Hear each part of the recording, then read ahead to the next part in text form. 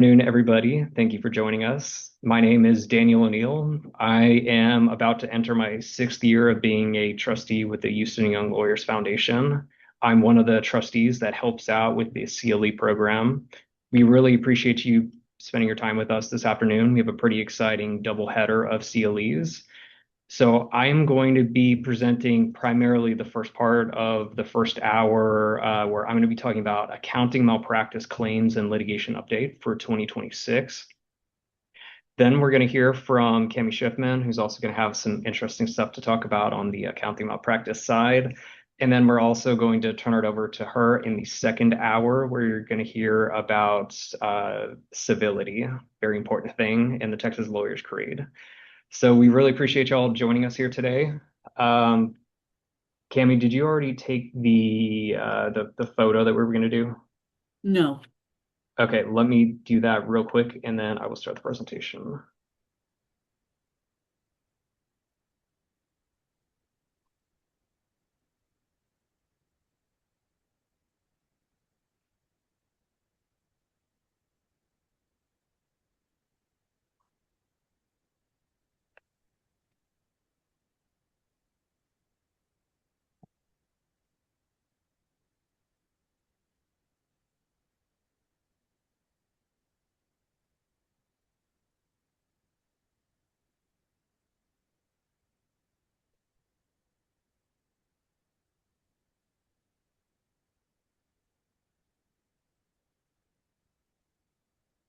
Okay, very good. Let's go ahead and get things going. Can you all see the screen share that I have on the PowerPoint? We can. The PowerPoint itself is on my screen is only about 1/5 of the screen.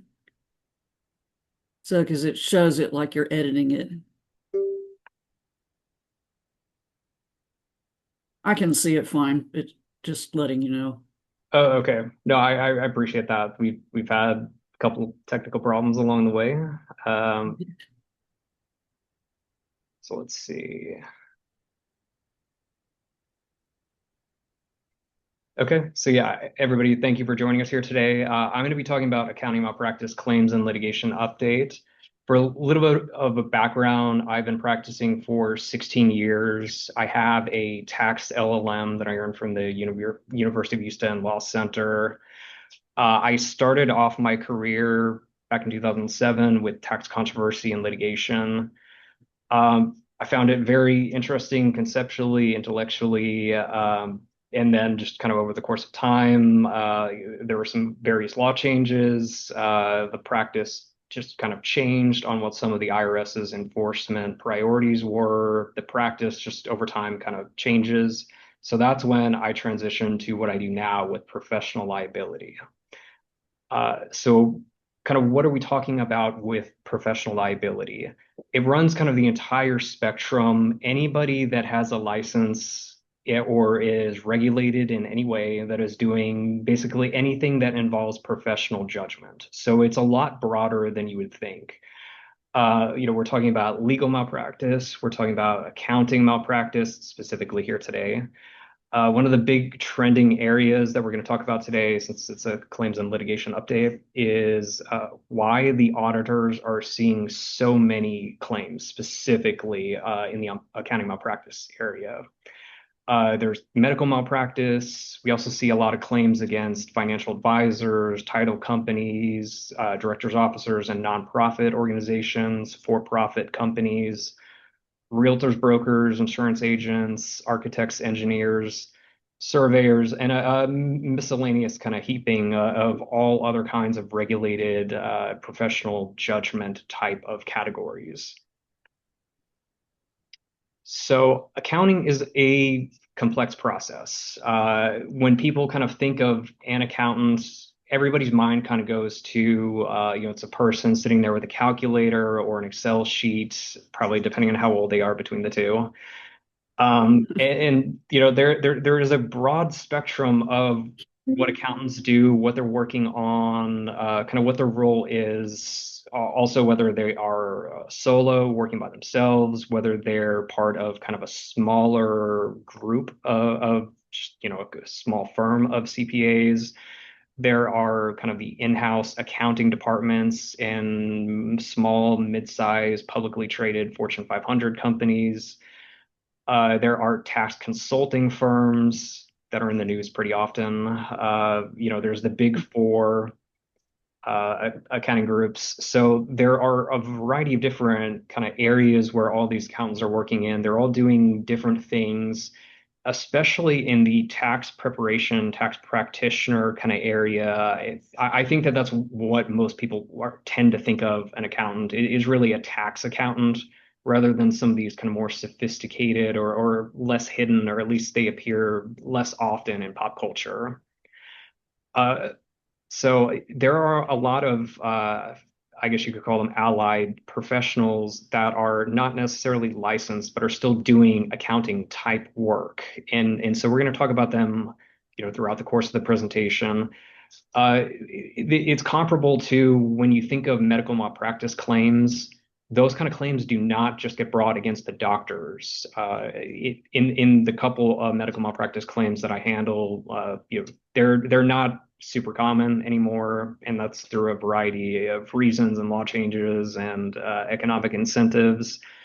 They're not just against doctors though. We typically see them against nurses. They get brought into those kind of a suit.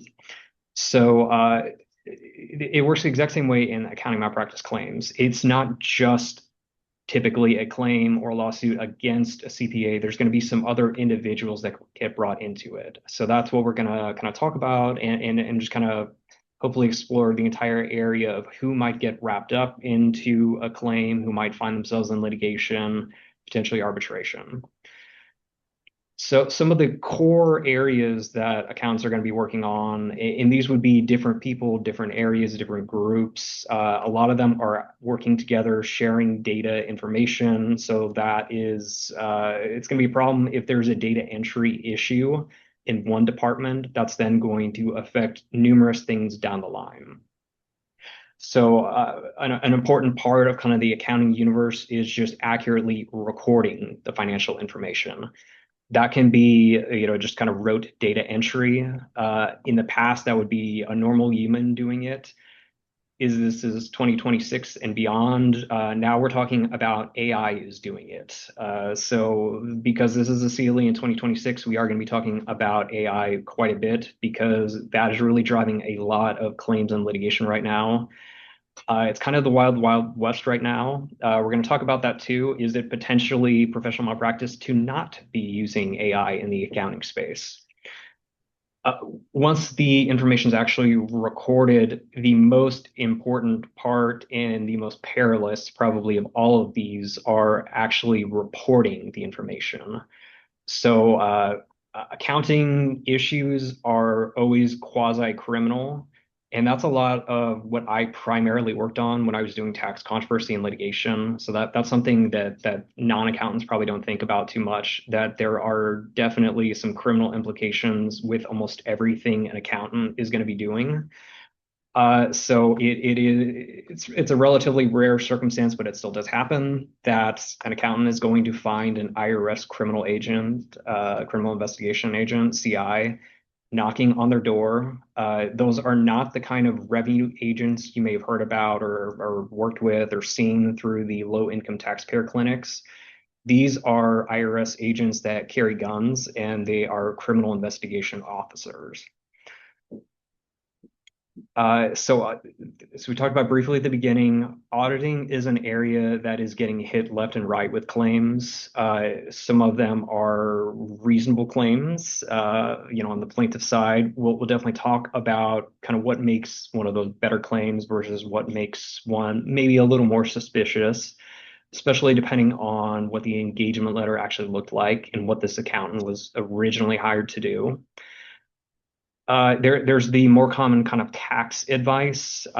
We see a lot of this in kind of cross-border transaction, trying to sell businesses. These are kind of the economic motors that are powering things forward. Typically, when it's a somewhat big transaction, especially if it's going to be a cross-border transaction, most of the people involved in it are going to want some kind of an opinion letter from some kind of tax practitioner telling them with some kind of comfort level. Here is how this is going to be treated for tax purposes. Here's what you need to plan for. Here are the risks. Here is why we think our position on this novel tax issue is correct based on all the research we've done. And here's the analysis. And the reason why on these larger transactions you want that is because once it gets challenged and gets into tax controversy and litigation, you want that protection that you actually got advice and there was actually some thought about this and you were not just kind of doing whatever you wanted to do, risks be whatever they are. So that is kind of, that's pre-litigation, pre-tax controversy, all of that. That is an important part of the accounting business. And there are typically some people who are going to focus on that, and that is really in the planning stages. So any kind of tax practitioner kind of gets split up into what are the kind of planning stages. So that's advising what they think is going to happen down the line. And then there is the universe I came out of, the tax controversy and litigation side, is that they come in once the IRS or state taxing authority says, we're kind of curious about what you all did, and we're now going to be looking at all of this, and potentially there's going to be penalties, there's going to be interest. We may send a CI agent after y'all. So that is kind of the two sides of the coin. There's planning, and then there's actually once it gets challenged. Accountants are very important partners in any kind of, investment, business finance, managing trusts and estates. That is another kind of big area that you're going to find on the heat map where a lot of accountants are doing a lot of work. So accounting is difficult. It's a quantitative field. It's perilous. There are some real consequences that are, or they can be very severe for any kind of accountant who is going to hang out their own shingle, even at a much larger firm, Big Four. There are risks with anything. It's a professional discipline. Accountants are usually working on things that involve lots of zeros. There is a lot of money uh, both at stake and potentially in dispute if the IRS or state taxing authority is going to challenge what some of the advice was. So in general, anybody who's going to actually practice before the IRS, and this is much broader than accountants, it extends to a lot of other, it can be tax lawyers, it can be enrolled agents. So it is not just people with the CPA designation. Their practice is governed by what's called Circular 230, which sets forth competency, diligence, kind of ethical behavior, not just recommendations, but really kind of requirements. It also sets forth some disciplinary actions that they have no issues actually pursuing when a practitioner before the IRS does something that is definitely questionable. And that can be in one of those opinion letters that we talked about. If there is something crazy that is just obviously written by somebody who is either not competent, not diligent, or it was just completely unethical behavior, they're going to be hearing about it through that disciplinary action process. So accounting is difficult for a number of reasons, not just because it's quantitative. There are constantly changing and very complex laws and regulations that practitioners need to keep up with. One of the major changes, and it's maybe every 20, 30 years, sometimes it's a little more, sometimes it's a little less. One of the major changes of our professional career was the Trump tax cuts. We're almost coming up on 10 years on that. That was a major change of everything that had come before it, going kind of all the way back to 1986. There were such major changes with that. A lot of people left the practice area. So that kind of explained at the moment why a lot of people had transitioned out, just not wanting to deal with how that was a complete sea change in a number of kind of important areas. In some specific areas, especially accountants who work with primarily retirement accounts, ERISA, those kind of issues, there have been ongoing tinkering with over the last 5 to 10 years. There have been major changes on all the retirement accounts. So that's another thing that could potentially push people out of this area, just because these are incredibly complex, laws, regulations that you need to keep up with, or you are risking the very severe consequences that you might find. So in a quantitative field, accounting kind of stands alone where precision is absolutely required. It is not a suggestion, and accountants are going to get into trouble very quickly if they are not 100% accurate on everything that they touch. So the joke that y'all may have heard about this, someone in finance can be right 70% of the time and be praised for it, whereas an accountant can be right 70% of the time and they will go to jail. That's maybe not such a funny joke, but that actually is very accurate on how important precision is in accounting. And then just the other thing to think about, numbers are what they are. Yeah, it's a quantitative field. The numbers just are what they are. They're based on the data. Hopefully the data has been input correctly, so the data analysis spits out whatever the numbers are going to be. The numbers can't please everyone. At the end of the day, the numbers are going to go to somebody, investors, the SEC, IRS. Somebody is going to be looking at the numbers, and as they're being analyzed, potentially somebody is not going to be happy with them.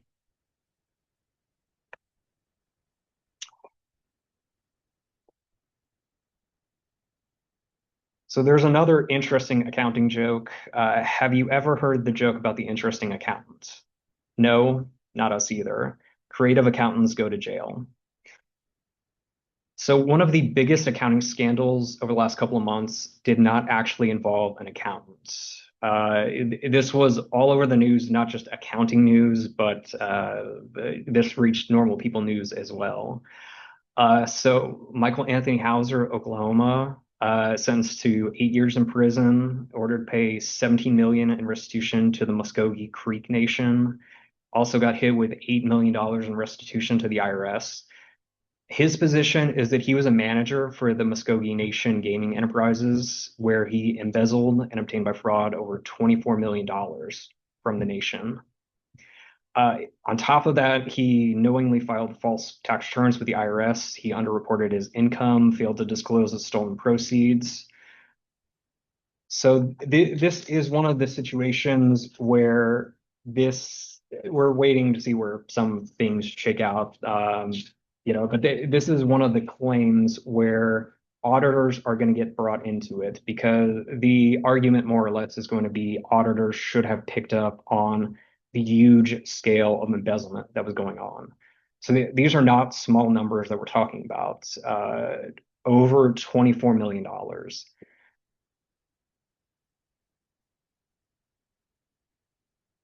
And then, so this is a good example both of the volume of practice and also how somebody potentially may get into the tax practitioner field because they want to help people.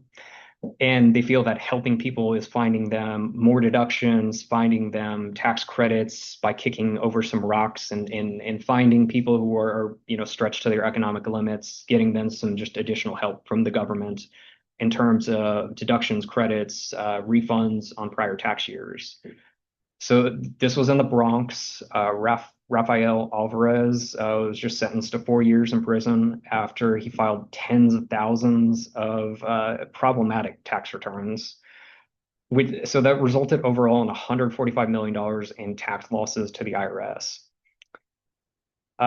He is ordered to pay the IRS 145 million in restitution. So these are not small numbers that we're talking about.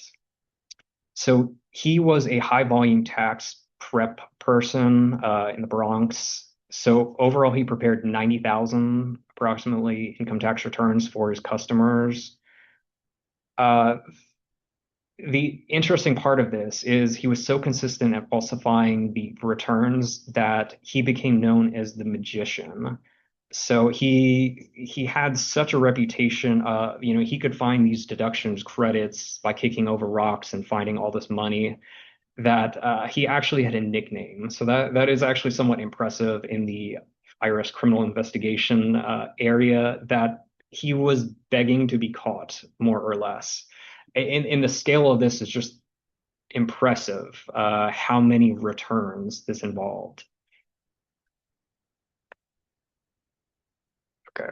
So kind of the two roads that accounting malpractice fraud claims go down is really whether it was professional negligence, and that's going to be 99.9% of most of the claims that you would see in the professional malpractice area. Why is that so? Because assuming a plaintiff's attorney is trying to invoke insurance coverage, the vast majority of accountants are going to have some kind of a professional liability policy. Plaintiffs want to actually recover some money, assuming they have a valid claim, and this is not just to kind of drag the accountant through the mud. So they want to plead into coverage. So that's why, regardless of what actually happened, they're trying to plead into coverage for the professional liability policy. So there's actually something to recover against. Because for the most part, in any kind of individual or profession that is doing something quasi-criminal, if the criminal side bites them first, they're going to spend whatever money they have on the criminal defense, and then they're going to become judgment proof. So that's why, assuming the enterprising plaintiff lawyer is trying to actually recover something, even if it really looks like accounting fraud and smells like accounting fraud, and that's kind of what it looks like, it's still likely going to be pled as professional negligence. However, these are kind of two different things. A couple of examples from the news over the last 20 years or so that y'all may have heard about. What one of the big areas of accounting fraud that has led to a bunch of fines, enforcement, and new law, which is supposed to kind of make sure that does not happen again, that came out of the WorldCom situation. So that was 2002, I think. Uh, so WorldCom had 3.8 billion with a B dollars in fraudulent balance sheet entries. They had overstated their assets by 11 billion with a B at the time WorldCom was collapsing. So the what had actually gone on to create all of these issues is they capitalized expenses as investments, they mischaracterized operating costs as long-term capital assets. This was a huge scandal, huge collapse at the time. This is one that KPMG had been involved with. Long story short, this is what actually led to the Sarbanes-Oxley getting passed, SOX. This was shortly, well, around the same time, but shortly after Enron. So that's the separate issue with the balance sheets and the hiding of the debts that Enron kind of became known for. There's another one, the Carillion, that involved understating liabilities. That was in 2018. So that was over in the United Kingdom. Carillion was a construction giant. They collapsed under massive debt. At the time that they were collapsing, they had 1.3 billion in debt. That more or less was not exactly well represented to investors and everything else. Uh, as a result of that one, KPMG was sanctioned. They had failed to consider Carillion's not just light but an aggressive accounting, some of their positions that they'd taken on things. And KPMG was found to have not appropriately considered whether this aggressive accounting might have been either unreliable or just flat out wrong. So that's a very interesting case study just because it does involve a big four. One of the other interesting ones was Ted Baker. So this is another kind of area involved big four. This is another KPMG situation. So Ted Baker, I think that was 2018. It was around the same time of Carillion. What happened was KPMG, one wing of KPMG was providing expert witness services to Ted Baker, which is it's a fashion house in the UK. They had some kind of a commercial court claim, so they had been engaged to be expert witnesses on this commercial court claim for Ted Baker. However, the other wing of KPMG, the audit group, was auditing Ted Baker, and they were relying on some of the documents that were being provided by KPMG's expert witness wing. So they ended up getting fined quite significantly because there was an issue with the kind of lack of independence in the audits.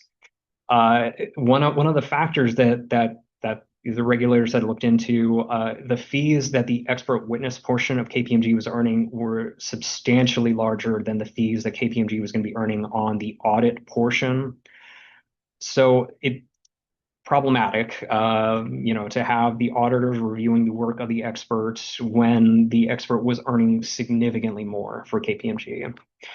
So that's one of those kind of one-off. That's not something that's probably likely to happen again because that was such a large scandal at the time that it was happening. But that's still, kind of where is the line between accounting fraud? Where's the line between professional negligence? One of the things that you want to look at is you kind of analyze some of those situations, which typically is going to be the right answer. It depends on really who is the ultimate target of the deceit. If there's no deceit and it's an honest mistake, somebody forgot to carry the one and it was just bad math. That's one of those situations where, in finance, that may not be a huge problem. 70% is okay, but 70% is not okay in accounting. The way to kind of view the accounting fraud kind of cases is who's trying to be deceived. Is it the investors? Then, that's likely to be SEC kind of enforcement, regulators, creditors. There could be a variety of other people, fictitious documents trying to get bank loans, something like that. Okay, in 2026, accounting is just as perilous as ever, maybe more so now with the advent of AI. Most accounting firms and entities are reducing the human headcount and increasing the number of tasks and type of tasks that are going to AI. So the problem when there were plenty of humans doing the data entry, and that's where this all starts, is somebody can forget to carry the one, they can just input something incorrectly, 15 instead of 5. That's always happened throughout history. There's always going to be mistakes. AI making mistakes is not new, but the type of mistakes that are getting made, as well as potentially how they would get caught, the reduced headcount of the human side so that there's less people reviewing the AI work, that's going to lead to some separate issues it already has in some of the firms that are really kind of on the vanguard of heavily phasing out humans in favor of the AI. So that is one of those things when somebody goes out and hires an accountant, depends on exactly what they're being hired for, but typically a licensed professional, they're being engaged for their professional judgment. So that is one of the risk areas where professional judgment of a human who has gone to school, studied, passed the CPA, their CPA, that's getting phased out and being replaced by algorithm. That's going to create a whole world of issues it already has. We're waiting to see how some of those shake out. So that's one of those things that that's what the trend is. It's going to be interesting to see where it goes from here. In 2027, 2028, when we give the CLE, it's going to look a lot different just because we're going to have a lot more data as these firms rely more and more on AI. Cybersecurity is a huge issue with AI. It is sometimes client-specific data, private stuff is getting loaded into these things like ChatGPT, and it is ending up in places it should not be, all this private client data. So that is an issue that a lot of claims are coming out right now just because, it's the equivalent of uploading data to something that's not secure, some kind of unsecured Dropbox. It gets hacked, surreptitiously taken and used. I mean, this is a huge area of claims and litigation right now involving basic cybersecurity, whether it's just kind of not following guidelines and making sure it's secure and not shared with anybody, or kind of the more traditional, getting hacked and it's just not secure that way. For any type of entity, including law firms, accounting firms, anyone who's actually using AI has this kind of built-in responsibility to upskill themselves enough to understand what the limitations of AI are. And that's one of the interesting things that people who tend to use AI the most seem to not have kind of understandings of what the limitations of AI are. So in the legal field, what we're seeing is law firms and lawyers are getting sanctioned for the, fictitious case law that they are citing in the briefs and everything. Uh, that kind of thing happens in the accounting world also. So that is something that we're tracking, just because AI in its current state does have limitations. And kind of the difference is, does somebody realize what those limitations are before they actually use it, and potentially fail to review the work before it goes on to the next person? And one of the interesting considerations, and this is largely more in the larger accounting groups, is potentially not using AI negligent at this point. AI is great for some very limited things, and it needs to be reviewed, and it needs to be, you kind of have to have an understanding what it can be used for, what it cannot be used for. It's a very powerful thing, but if you're not using it responsibly, that's going to lead to issues. So it something that everybody's looking at how you use this responsibly, what tasks you can and cannot use it for. And really, the answers to most of these questions are: don't use technology you're not comfortable with on how it works, what the limitations are. Make sure there are policies and procedures in place for how to responsibly use it. Make sure you don't violate those policies and procedures. Make sure you're following best efforts, best recommendations, best practices on cybersecurity issues. Following that, I mean, that eliminates 98% of the valid claims. There's always going to be some questionable claims that, discovery expert witnesses are going to be needed to really just kind of figure out, are they valid claims or not? Okay, so one of the things to take into consideration, claims always are going to increase in times of economic uncertainty, economic distress. So that is why everybody's favorite internet dog comic is perfect. This seems to be kind of the overwhelming thought of kind of how things are going right now.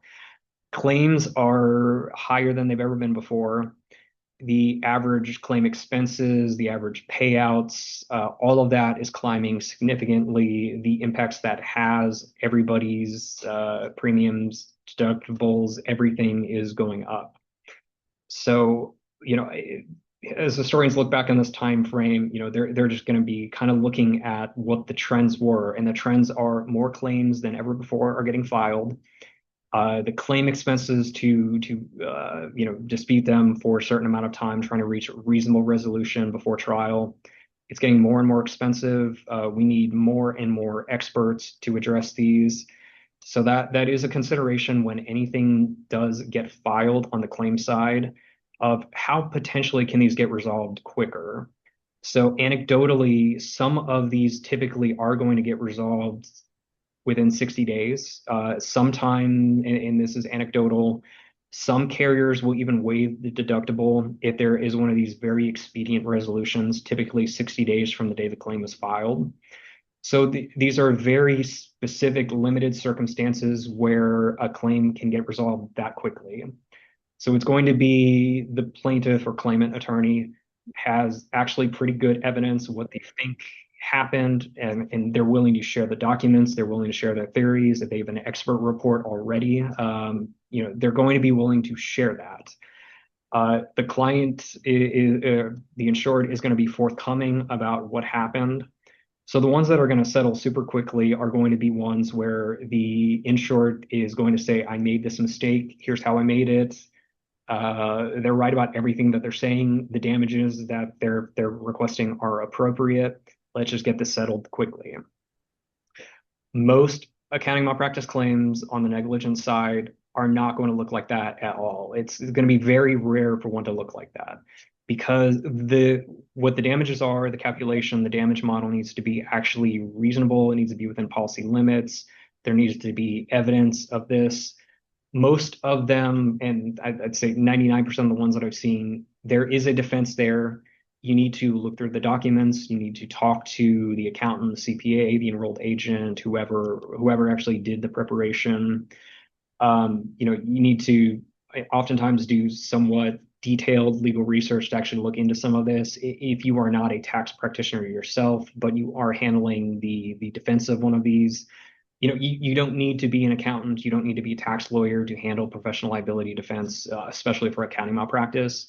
You do just need to be able to research some of these tax issues and be able to read, mostly all of this is in Excel these days. It's very rare to see paper. When I started out in tax controversy and litigation, we would have to go into these, there in the middle of summer, there would be no air conditioning. There'd be spider webs everywhere. These old, kind of outhouses that had just documents and paper on everything going back 30 years. It would not be organized. So that is my equivalent of, we had to walk 3 miles uphill in the snow every day to school. But we're coming up on 20 years. 20 years ago was before people were that comfortable with VLOOKUP and all that stuff in Excel. So the good news is this is a lot easier to do from air-conditioned offices. Take a look through Excel, figure out kind of what is going on with the calculations, talk to the experts, see if this is really standard care issue or not. So accounting malpractice claims in pop culture, this is always interesting just to see how pop culture addresses some of these. I had a lengthy debate with a couple of people about a series of unfortunate events. Is in the Netflix version, and that's the one that's pictured here, I am very confident I remember that Mr. Poe was an accountant by training, even though he worked for a bank. I do not remember in the books that he was an accountant. I'm actually very sure Daniel Handler did not say that he was an accountant in the books, although I do not have any of the books, so I cannot guarantee that. If while I'm talking, anybody wants to pull out the books, if you have them or Google that real quick, let me know. Y'all are more than welcome to chime in at any point on this or any other topic. Without spoilers, a series of unfortunate events is basically Mr. Poe is responsible for the well-being of the kids. He does not do a great job. There's a reason why it's called a series of unfortunate events. And then we go to Ozark. So this is what we talked a little earlier about. There's everything an accountant is going to do is kind of quasi-criminal. Some of that involves the information that they get from their clients. So one of the interesting things people who are kind of removed from tax law is the interesting thing is all illicit activities need to be included in gross income, Section 61. Anybody on here who went to South Texas, I know you've heard that from Professor Yamamoto, if you had him. I don't know if the other professors ever got into that, but that's a very interesting nuance of tax law. So in Ozark, were they declaring all of their income? uh, Another representation here from Breaking Bad.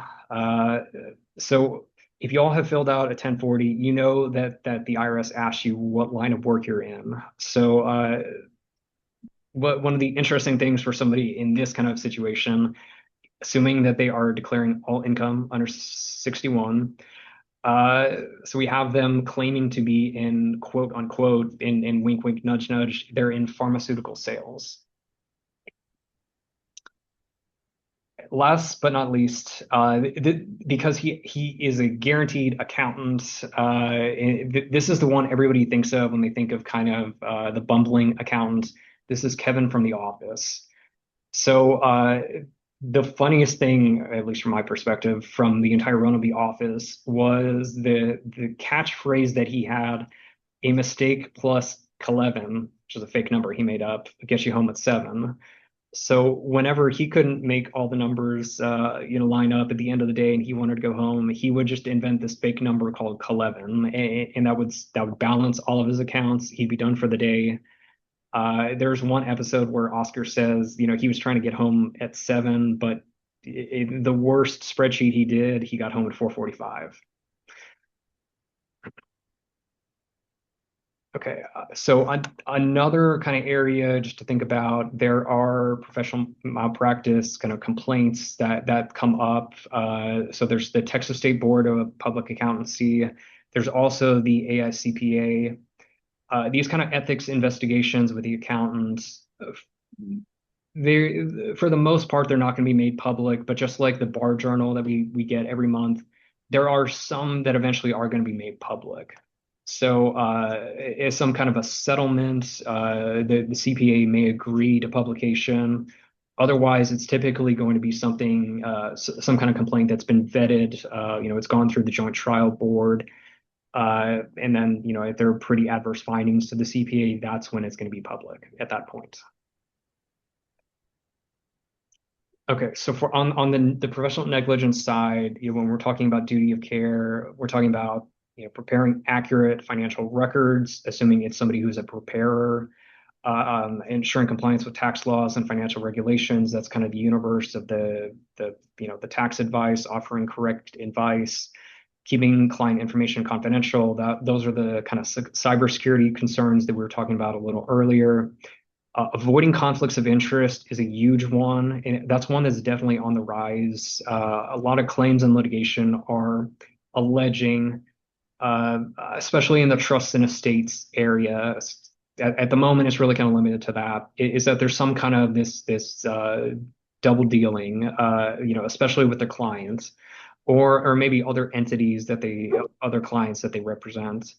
So that's an area. It's always maybe been there, but what's happening is more claims than ever are getting filed. A lot of that comes back to just economic uncertainty or kind of thinking the economy is not going so well for a lot of people who are forced to file these kind of claims. In following professional standards, that's something that's almost always going to result in a claim if it appears like the accountant did not follow professional standards.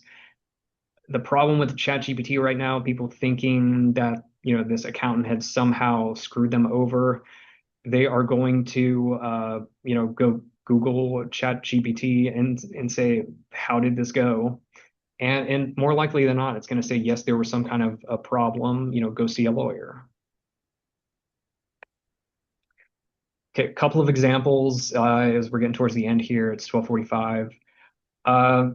One of the classic, this is always going to be there, and it's always going to be in the same volume. It's just not going to result in the same number of claims being filed each year. And that's going to just depend on the litigiousness of kind of what the common culture is at the moment. Failing to file. So this is the CPA who their client gave them all the 1099s, everything that they needed. And then what they failed to do is actually, prepare the return, get it signed by the client, and then file it. So this has always happened. Anybody involved in kind of the tax world knows, or if you're married to, or you've got an accountant in the family, when tax season comes around, everybody's super busy. Everybody's got way too much to do. Things fall through the cracks. So it's always going to happen for one reason or the other. Most of the time it's not malevolent. It's just they had 4 million returns to do, something like that. They missed one. It fell behind the desk or something like that. So those are classic ones that it's always going to happen. Negligent preparation. This is something that is just going to be a lot more fact intensive. This is depending on what the specific issue is. This is when it's going to require discovery. It's going to require experts to really get into it. Sometimes you can just eyeball this, if you're going through the Excel and you can say they forgot to carry the one. It's obvious, this is an absolute liability case. Let's just focus on damages. Sometimes it's going to be one of those. Sometimes it's going to be a very specific, nuanced, niche kind of issue. And that's when you're going to have to get the experts involved and really go through it. Since we're talking about GAAP, where do accountants buy their clothes? The GAAP, of course. Okay. A lot of claims are being filed against auditors more than ever before, most recently, failing to detect fraud. So some of the examples that we talked about a little earlier, the reason why this is so common is so there's going to be an engagement letter that says the auditor, and I've seen dozens of these engagement letters. They all use slightly different language, but they're all saying the same thing. My job is to audit. It's not my job to detect fraud. It's not my job to do this and that. These are well-written, smart engagement letters. Obviously, they've visited with a very good lawyer who drafted this up and protected them as much as possible, made it clear, make sure there are no ambiguous terms. It's basically, you have not hired me to do everything and to vouchsafe everything about your company and the health and the honesty of all of your directors and officers and signatories. Uh, Yet we see a huge number of claims against auditors saying, they all kind of take the same opening posture. This is a more or less, it's usually a small to mid-sized family business, been in the family for typically 3 generations. Uh, each generation is kind of less adept at doing the business than before. So you hit the 3rd generation, the business is in shambles. Somebody has been stealing left and right and embezzling. The company is on the verge of collapse. So the 3rd generation says, this is my birthright. I'm not happy with all of this. I'm just looking to sue anybody. So they would go after the auditor and say, you all failed to detect all of this massive fraud that was happening. So those claims are not often successful because the engagement letters are what they are. Typically, the more that you look into the small to mid-sized companies' records, it typically there's other things going on than embezzlement or fraud. Uh, when we make arguments about liability, there's typically, if there has been fraud, embezzlement, somebody actually went to jail over at prison, that's going to make a very good responsible third party, or they will just get brought into the suit also. Just depending on the circumstances. If they're in prison for doing, 10 to 15 for embezzlement, they're not going to show up and defend themselves. So it doesn't really matter whether they're an RTP or not for liability. But that is one of those interesting claims that, depending on really kind of the circumstances, I mean, this can be one that is just very easy to eyeball that, there's absolutely nothing going on, or it really is going to be one of these very, very intense, very high expense on the claim side to really look through all the records and make sure that, especially if the auditor did not have a great engagement letter, that's going to make things a lot more problematic. And then lastly, on valuations, something that we see very often, it could be massively inflated value, or on the other hand, it could be a massively understated value. In that, especially if it's some kind of a sales scenario, say that the CPA's client's trying to sell, some kind of artwork or something, it gets incredibly, an inflated value, and that's going to cause an issue down the line. And then say on top of that, the CPA is the one who's kind of the broker and broker the sale to another one of their clients. That's that's going to get into areas which are quasi-criminal. Plus there's going to be the professional negligence side. Plus, at that point, you're probably talking about breach of fiduciary duty, having to deal with the sale, which was not necessarily anything to do with providing the accounting advice. So, in one of those kind of rare circumstances like that, the kind of claims that can be brought are just going to stack on each other, and it's going to be, relatively problematic. There's definitely going to be a reservation of rights. Not all the claims are going to be covered by insurance to the extent that the accountant actually would have had a professional liability policy. So some of those claims can get very interesting very fast with all of those, kind of balls in the air. So kind of classic example for one of these, we're getting towards the end of the presentation now. Kind of classic example on the tax preparer side, a client went into the CPA's office, signed the engagement letter showing scope of work was just they're going to prepare a 1040 classic individual tax return, and they're going to file it for you. Then, your return had all sorts of math errors that got you audited by the IRS.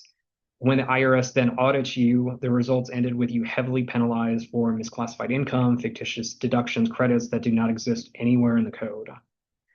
So that's when we get into damages. So the original tax that's rightfully owed under a correctly calculated tax liability, That's not your damages. You owed that to the government. That is not part of an accurate damage model. You owed that to begin with. Uh, what is going to get included though are when the IRS hits you, or state taxing authority, depending on which jurisdiction this is in, penalties, interest. Going the other way, if what the professional malpractice was standard of care is to give this very basic, deduction credit or something like that, and you did not go to a new accountant for a couple of years, and then it became too late for you to file an amended return to claim these just very basic things. That's what your damage model is, what the overpayment was. So that obviously is going to get you into the discovery rule kind of issues, because to get beyond the statute of limitation for amending the return, to get the refund check, you are going to have to claim discovery rule because yeah. So the issue that we get into with the discovery rule is actually going to be how obvious is obvious on some kind of an accounting error if you yourself do not know enough tax law to do your own return and you have to engage a professional. When I was in the tax LLM program, one of the kind of interesting considerations we had to think about was, once we get this credential, the tax LLM, it's always going to be out there. It's always going to follow us. When we're doing our own personal returns, if the IRS audits us, we're obviously going to be held to a much higher standard than an average person who does not have a tax LLM, meaning which it's just a piece of paper at the end of the day, but it's 30 credit hours of tax courses, plus for some of us an externship with the IRS. And the reason why many of the accountants get very upset with claims and litigation is because this is coming after their professional reputation. That is all we do here at the professional liability section. I mean, every single kind of claim that comes in, whether it's medical malpractice, legal malpractice, realtor broker, this is the reputation on the line. The allegations are basically trying to drag their name through the mud. The 10, 20, 30 years that they've had in the industry trying to build this reputation. The claimant is trying to tear that down, say this person is ignorant, uneducated, made all these mistakes, don't trust them. So one of the other provisions that you're going to see in a lot of these accounting engagement letters is the classic arbitration provision. So a lot of the enterprising plaintiffs are going to still file in state courts, just disregard the arbitration provision. So, in those circumstances, we'd file the motion to compel arbitration. At the moment, past results do not guarantee future outcomes and all that, but I'm currently at 100% every time we've actually filed a motion to compel arbitration. I know I'm eventually going to lose one of them, but arbitration's favored. I mean, I've not yet seen one, and I've only been practicing 16 years and not seen everything. I've not seen, especially in Harris County, a judge say, I don't like that arbitration provision. So, the good news is, for any accountants that are watching this, if you have the arbitration provision in your engagement letter, it's likely, I can't guarantee 100%, but it's likely going to be upheld. The reason why arbitration is great for these kind of things, it really takes a lot of the heat off of those kind of, they're coming after my reputation, because it's not in state court. It's no longer public record. It's in arbitration. There are some great arbitrators that we have worked with over the years that have business, accounting, finance backgrounds, that they come from a very quantitative background. They're former judges. They've seen everything before. They can appropriately understand when you're trying to, you get to the final arbitration hearing, you're trying to walk them through what the math is, what the spreadsheet is. They know they understand what the expert is saying. So arbitration is great for accounting malpractice claims. It is very rare they're going to be in state court. Sometimes they are. I have one that we were in state court. There was no arbitration provision. That's why we were in state court on that one. Plaintiff's counsel did not really kind of understand what they were doing. On that one, I prevailed on a motion to strike their expert because it's a professional malpractice claim. Got their expert struck. Their case was over. So that is, it's rare for these to be in state court, but even when they are in state court, there are still opportunities to fully attack them. So just because it gets filed doesn't mean it's a meritorious claim, doesn't mean their reputation is going to be in tatters. So that's always part of these kind of professional liability claims. We are not therapists, psychologists, psychiatrists by training, but that is kind of an important part of talking professionally to a licensed professional, discussing how this is common. Here's what the trends are. These kind of claims are just trending up. If you talk to five of your friends in the same industry, at least four of them have probably been hit with these kind of claims in litigation before. It doesn't mean you're a bad person at the end of the day. Give us the documents. Let's hire the experts. Let's fight this. Okay, so where we're going to leave off, we're at 12:58, so we're almost at the end, and Cami will be up. The big things that are trending right now, improper use of AI. I think we covered that throughout the presentation.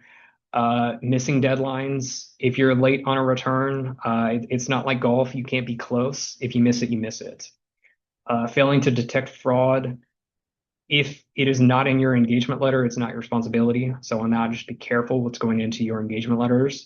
Conflicts of interest, just don't do it. That seems like pretty obvious advice, but sometimes there are enterprising entrepreneurs who think the law doesn't apply to them, and then those are kind of cases that are just going to move forward, and we will see what we can do crafting an appropriate defense. Okay, last word on the audit lottery and litigiousness. There have been a lot of fundamental changes at the IRS over the last year or so. They've lost more than a quarter of their workforce. Depending on who you ask, the statistics are different, and it's interesting how they pull the data. But less than 0.5% of all individual returns get audited. This has been declining for years and years and years, all the way back to when I started. It was a lot higher than 0.5%. It's going to continue to decline as the IRS continues to get hollowed out. They just have less resources to go after less. The enforcement priorities changed significantly. When I transitioned out of tax controversy and litigation, at that point, the enforcement priorities were going after tipped workers who that's if I was the commissioner of the IRS, that's not who I would be going after. But that was the enforcement priority at the time. So you just kind of have to understand where the enforcement priorities are, who your future clients are going to be, and that's just something to think about in the world of the audit lottery. So I will go ahead and sign off now since it is 1 o'clock. I have appreciated you all joining us. So we are going to have to move over to the other link. Hopefully, if y'all are going to sit in on that CLE, hopefully you'll have that email from Lucy. If not, email me, call me real quick. We'll make sure you get that link. Before we log off, any questions, anybody? You can put them in the chat. I am going to put the CLE number, but thank you all for staying. Okay.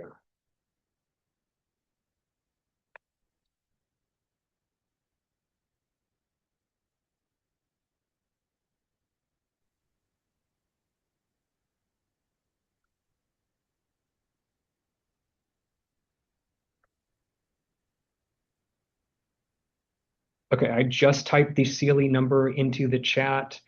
If you'll screenshot it, write it down, your screenshot doesn't save for whatever reason, just email me, call me. If you Google me, I'm one of the two Daniel O'Neills in Houston that come up. I'm not the one that works at SNB. I'm the one that works at Thompson Co. There is no relation, by the way.